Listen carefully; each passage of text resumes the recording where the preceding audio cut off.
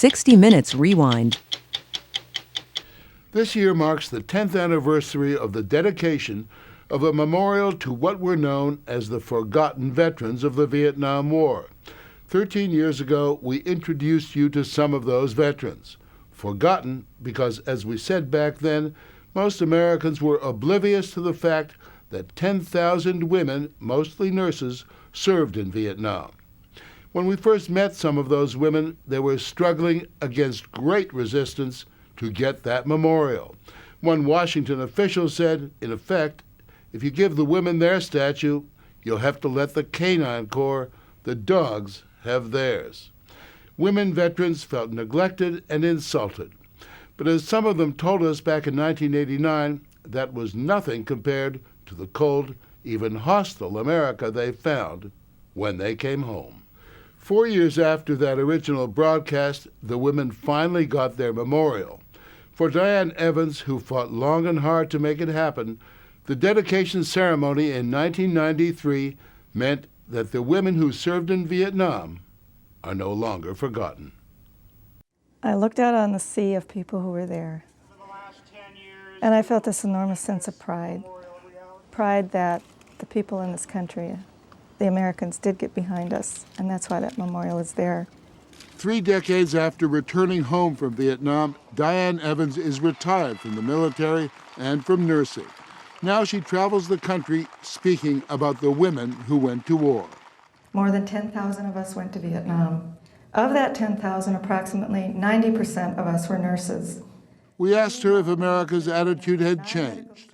I think we have come a long way, and the country has turned around. But it's still a very emotional subject, and some people still don't want to talk about it. The people who will talk about it are the men they cared for. Have you met any of the men you treated? I was contacted after 60 Minutes by a vet, and he said, his name was Bob McDonough, and he said, I'll prove to you that you were my nurse. He said, I have your picture. I've been carrying it for 20 years. He said, I wanted a beer, and you brought that beer and hid it out in between the sandbags outside of the hospital. And as soon as he said that, I was like, oh my goodness, it was me. Because I remember we'd do things like that, you know. We'd do anything to make them happy or comfortable. He never forgot that. But meeting Bob McDonough again in person was not to be. Last February, Evans received a phone call from his daughter saying he died from the effects of Agent Orange exposure. He was only 48. Now the daughter wants to meet the nurse who took care of him.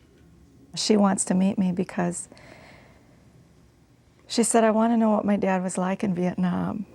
As a boy? As a boy. Told her, well, I said, the little bit I can remember about him, he had told me that he was better off than a lot of the guys he had met in Vietnam because he was streetwise. He was a tough kid who had been raised on, I don't know what side of the tracks in New York.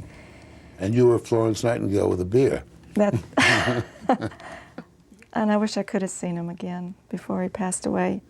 Jackie Rhodes spent part of the last decade in another war, this time the 807th MASH unit in Desert Storm. But she quickly realized this was a very different war. It was a 100-hour war. We saw 12 American GIs, and those GIs who were there, most of them had been souvenir hunting, and because of the shifting sands in Saudi Arabia, a lot of ammunition was covered over, and so they were stepping on unexploded ammunition, and a lot of them received injuries that way.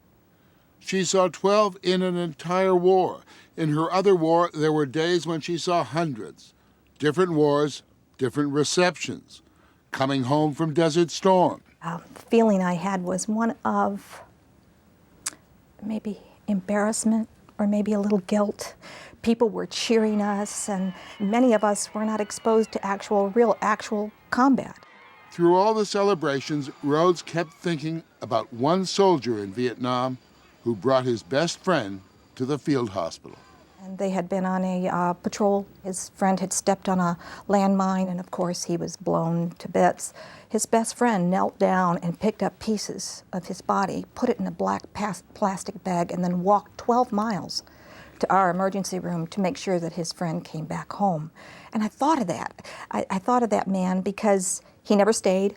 As soon as he made sure his friend was registered in Graves registration, he turned around and he walked back down this road leading to God knows where. And I still think about him and wonder if, wonder what happened to him.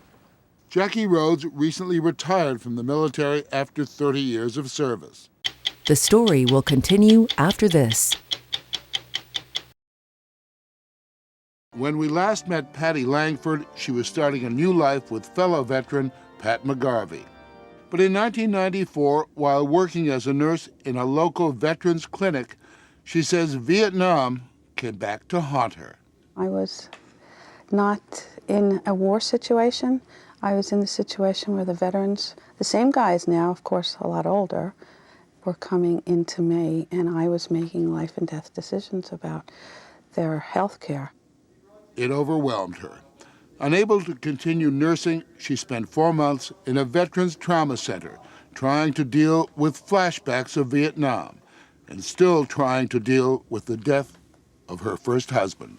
Why did he die? And I was left to live, and I've become more spiritual over the years, and been asking for help from higher up to answer some of these questions. Jackie, Diane, and Patty all still carry emotional baggage from Vietnam, still maintain a bond with that time and that place. The Vietnam years, the best or the worst years of your life? The best. I think it's because I gave everything I had. Do you still think about Vietnam every day? I do. It's always with me. There are some days I just wish it would go away.